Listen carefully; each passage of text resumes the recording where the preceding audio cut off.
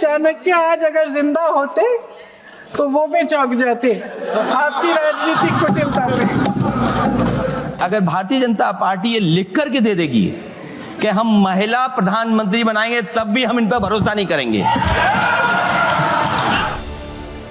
ये तेवर थे अखिलेश यादव के प्रियंका गांधी के 3 महीने पहले, मतलब अप्रैल के महीने में। पर जुलाई अब आ चुका है। राहुल, अखिलेश, प्रियंका तो अब भी अपने उसी पुरानी लकीर पर खड़े हैं जहां थे, लेकिन उनके कई भरोसेमंद साथी अब उस लकीर को मिटाकर मोदी की जय जयकार करने लगे हैं। ममता, उद्धव, केजरीवाल के ज्यादातर सांसद अब उनके नहीं रहे।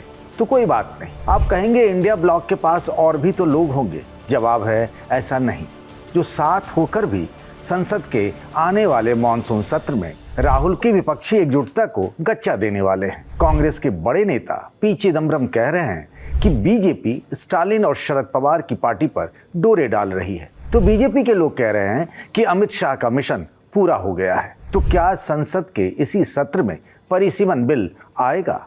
राजधानी में आज इसी की बात। नमस्कार, मैं हूं पंकज झा।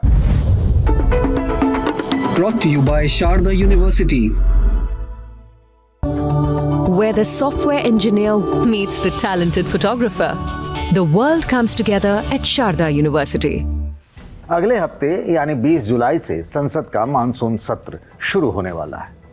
सांसद तो वही होंगे लोकसभा और राज्यसभा में, पर काफी सारे माननीयों की बैठकी की जगह बदली हुई होगी। जो राहुल के बगल में बैठ मोदी सरकार को पानी पी पी कर कोसते थे, उनमें से कई इस बार मोदी मोदी कहते हुए दिख सकते हैं। कुछ सांसद ऐसे भी होंगे जो भले मोदी मोदी ना करे, पर राहुल राहुल भी नहीं करेंगे। स्टालिन की पार्टी डीएमके को ही ले लीजिए। राहुल गांधी ने विजय का हाथ जितनी जल्दबाजी में पकड़ा, वो स्टालिन के लोग भूले नहीं हैं, तो वे कांग्रेस के साथ इस बार बैठने तक को राजी नहीं है।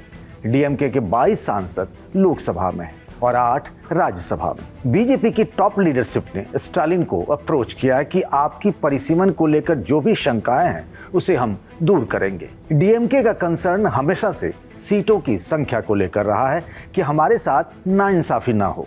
हमने अपनी आबादी पर नियंत्रण किया तो हमारी ही लोकसभा सीटें कम कर उसको सजा न दी जाए। अमित शाह ने दावा किया था कि स्टालिन तैयार हो गए थे, पर राहुल गांधी ने उन्हें मिसगाइड किया। खैर, अभी स्टालिन ने मोदी सरकार का साथ देने को लेकर तो हाँ या ना कुछ नहीं कहा है, पर बीजेपी की कोशिश है कि अगर खुलकर साथ न भी दें तो कम से कम वोटिंग वाले दिन एब्सटेन कर जाए। मतलब वोट करने नहीं आएंगे तो बीजेपी कम सांसदों के समर्थन के साथ भी 2/3 पहुंच सकती है। 2/3 की इस गाड़ी को मंजिल तक पहुंचाने के लिए स्टालिन के अलावा जिसके धक्के की जरूरत होगी, उनमें से एक बड़ा नाम शरद पवार का भी है।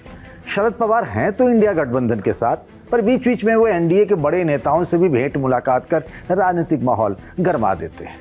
उनकी पार्टी के लोकसभा में 8 सांसद हैं। जब अजित पवार, जो अब नहीं रहे, उन्होंने एनसीपी तोड़ी, तब भी वो बीजेपी के साथ नहीं गए। उनकी बेटी और बारामती से सांसद सुप्रिया सुले भी इसके लिए तैयार नहीं थी। अब भी वे शायद इसी विचार के साथ रहें कि हम इंडिया ब्लॉक के साथ हैं, जो उन्होंने आज एक प्रेस कॉन्फ्रेंस में कहा भी। लेकिन इधर रहकर भी क्या उधर की मदद की जा सकती है? अभी कोई भी बिल का प्रस्ताव हमारे यहाँ नहीं आया है।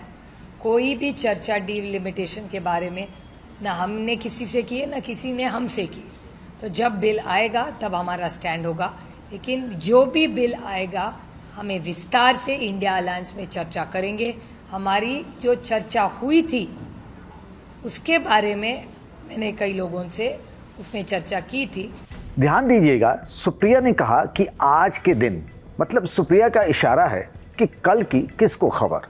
तो एक चर्चा ये है कि जब लोकसभा में महिला आरक्षण बिल को परिसीमन बिल के साथ इस बार मोदी सरकार लेकर आए, तो शरद पवार के 8 सांसद इंडिया ब्लॉक के साथ होते हुए भी उस मामले में एनडीए के रुख का समर्थन कर सकते हैं। वैसे भी सुप्रिया सुले का हाल ही का एक ट्रैक रिकॉर्ड इंडिया गठबंधन वाले भूले नहीं हैं। अरे वही 130वां संविधान संशोधन बिल, जिसे पीएम-सीएम बिल भी आम बोलचाल में कहा जा रहा है, जिसके इस प्रावधान पर लोकसभा में हाय तौबा मचा कि अगर प्रधानमंत्री, मुख्यमंत्री या मंत्री ऐसे किसी गंभीर अपराध में गिरफ्तार हो जाए जिसमें कम से कम 5 साल की जेल हो और लगातार 30 दिनों तक जेल में उसे रहना पड़ जाए, तो उसे 31वें दिन अपनी कुर्सी छोड़नी होगी। इस बिल को विपक्षी सरकारों को अस्थिर करने वाला माना गया। बिल पर सदन में ऐसा हंगामा हुआ कि चर्चा तक नहीं हो पाई और उसे जेपीसी यानी संयुक्त संसदीय समिति को भेज दिया गया। जेपीसी बनी 31 लोगों की समिति थी। कांग्रेस, समाजवादी पार्टी, टीएमसी मतलब इंडिया ब्लॉक ने एक सुर में इसका बॉयकॉट किया। लेकिन इंडिया गठबंधन में होते हुए भी सुप्रिया सुले जेपीसी का हिस्सा रही। राहुल को ये बात बहुत चुभी। तब शरद पवार ने कहा था कि जेपीसी में रहकर सुप्रिया अपना विरोध दर्ज कराएंगी, मतलब विरोध करने का एक अलग तरीका पेश करेंगी। तो जो विरोध करने का अलग तरीका पेश करता हो, क्या वो समर्थन का भी अलग तरीका पेश करेगा?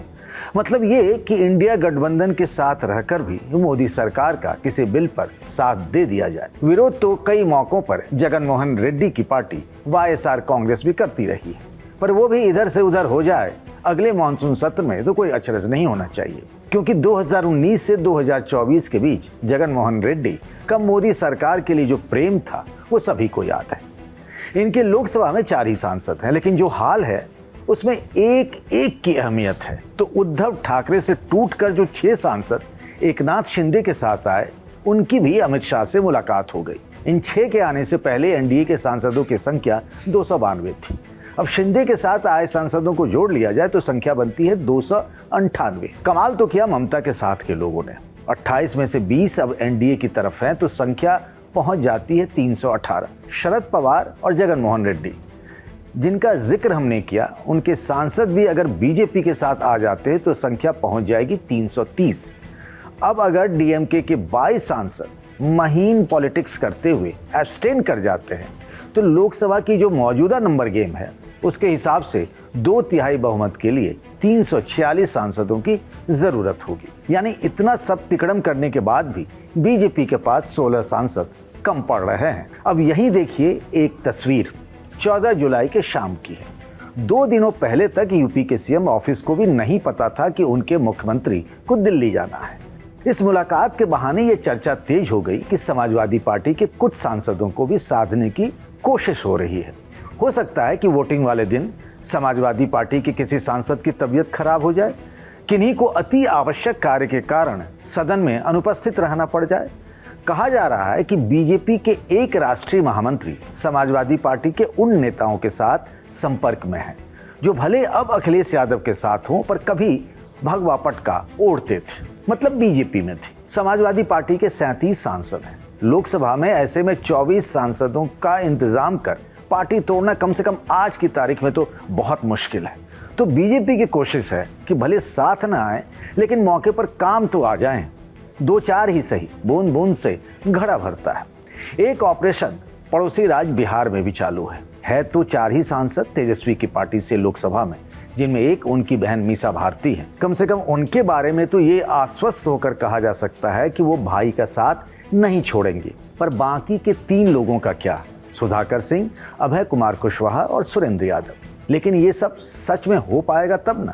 वैसे भी डिप्लोमेसी वाले कहते हैं कि nothing is decided till everything is, मतलब जब तक हो ना जाए कुछ भी तय नहीं है।